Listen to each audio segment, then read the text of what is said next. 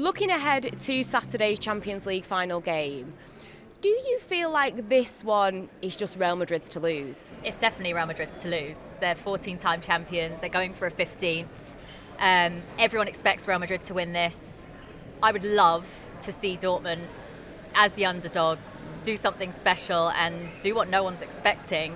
But really, I think everyone expects Real Madrid to win. So, I would say it's Real Madrid's to lose. I think, when you compare the two teams, Dortmund have got to this final through so much togetherness and team spirit, and obviously they've got some great players as well. But when you look at Real Madrid, they've got the superstars, they've got the big names, they've got the manager that's won it before.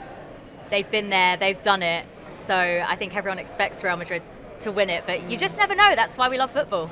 Talk about Carlo Ancelotti. He is just iconic, from the cigars to the eyebrows to the things that he says.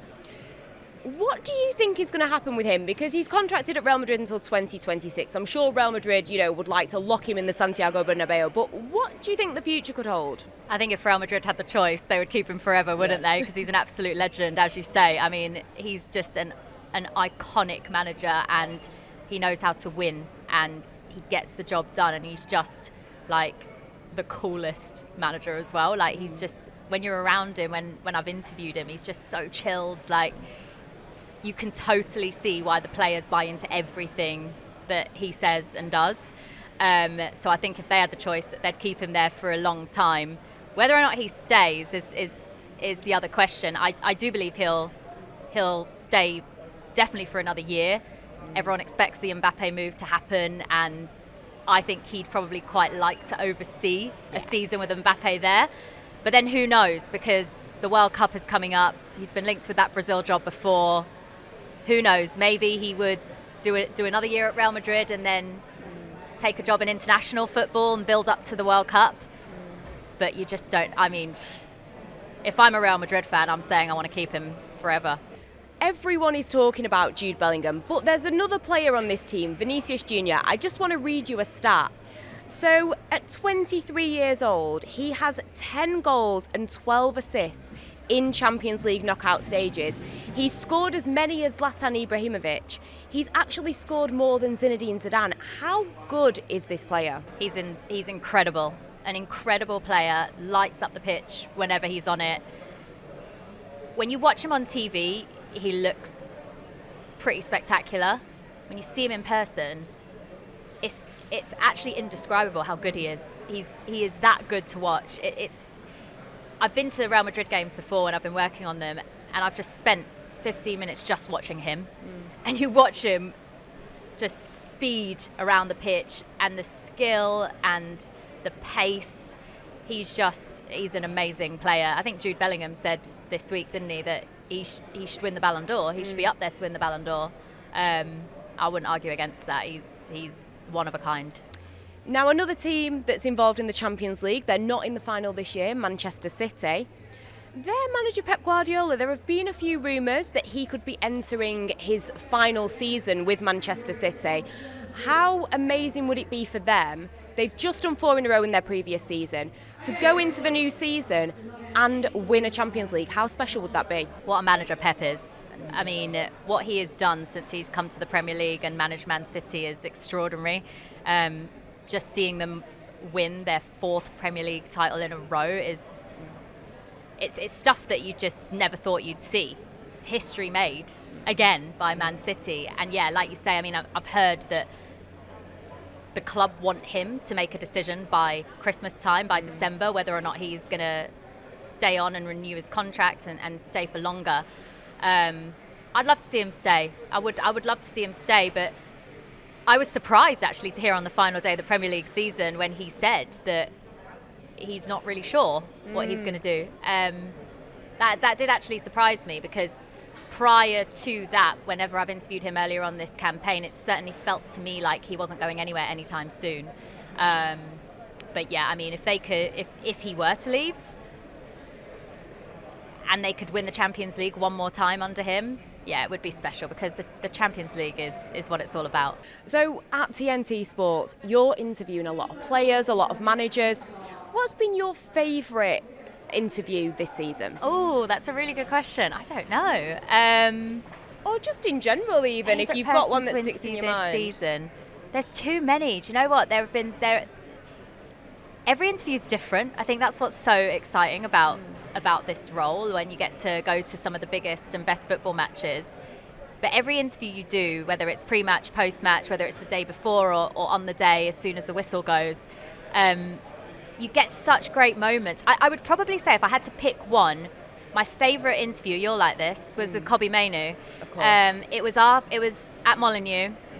You'll remember the goal, his first Premier League goal. He'd just scored his first goal for Manchester United in the Cup, I think, a week or so before. But he hadn't scored a Premier League goal yet. And he'd been on this great run of starts to Manchester United. It was around the time where everyone was talking about him. And the game at Molineux was right in injury time. And then Kobbie Mainoo just scores one of the best goals I've seen him. It was such a great goal.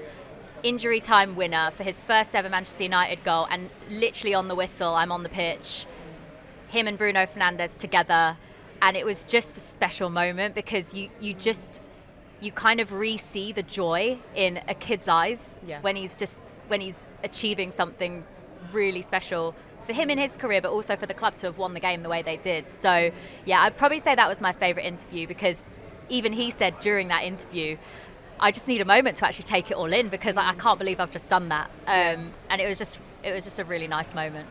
And of course, you chat to a lot of managers. Is there any manager in particular that you really enjoy speaking to? Thomas Tuchel. Yeah? My absolute favourite to interview.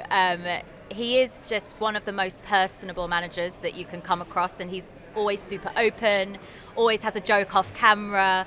The last time I interviewed him before one of the Bayern Munich games, he was wearing a suit. It was against Arsenal, and I said, Thomas, I've never seen you wear a suit to come to a game before, because he's always in a tracksuit. He's a tracksuit manager, right?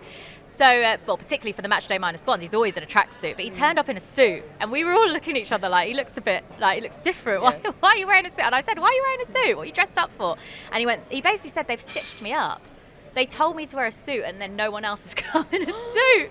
But he's great. He's really good fun. But the great thing about Thomas Tuchel is he'll never avoid a question. If you ask him a question, he'll answer it in the best way he can. But you always feel like he's listening. You always feel like he'll give you the time of day.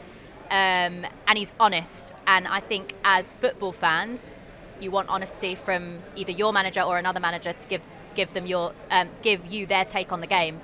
So yeah, I think he's my favourite manager to interview.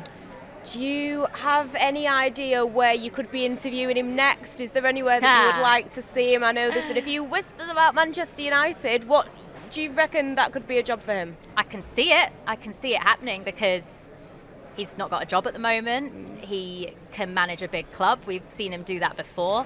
Manchester United are desperate for a manager to win things, but at the moment they still have Erik ten Hag there. True. And he's just won a trophy. I was actually here at Wembley for the FA Cup final last week, and the friends I was with were Manchester United fans, so we were all pretty happy, and because I cover the Europa League for TNT, I was very happy to see Manchester United get Europa League football, because it hopefully means I'll be at some of their games. And I love going to Old Trafford and following United around. So, who knows what will happen? It's tough to say right now, because Erik ten Hag is the manager, and can't really argue. He's just won an FA Cup. So we'll see what happens soon. But I would love to see Thomas Tuchel back in the Premier League somewhere.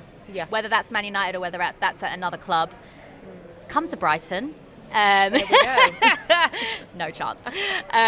But yeah, I would love to see him back in the Premier League, because he's great. So we're talking about Brighton. As a Brighton fan, what was your reaction to Roberto De Zerbi leaving the club?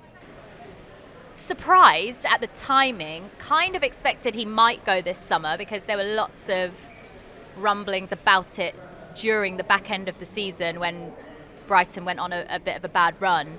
And I think a lot of Brighton fans expected that in the summer he would go. I think to hear that decision had been made just before the last game of the season, I think that took us all by surprise. But Brighton have had an unbelievable run under Roberto De Zerbi. It's been the best football I've seen Brighton play. It's been the most chaotic but fun 2 seasons. He got Brighton into Europe for the first time ever. I went to near enough every single one of those games in a working capacity. which was special. I'll never forget that. And so for Brighton fans, I think we just feel grateful for the journey we've been on under Roberto De Zerbi, the football we've seen. And look, I hope he goes on and manages a club and gets exactly what he wants, because he's really entertaining and fun. And let's hope that whoever comes in next at Brighton can do the same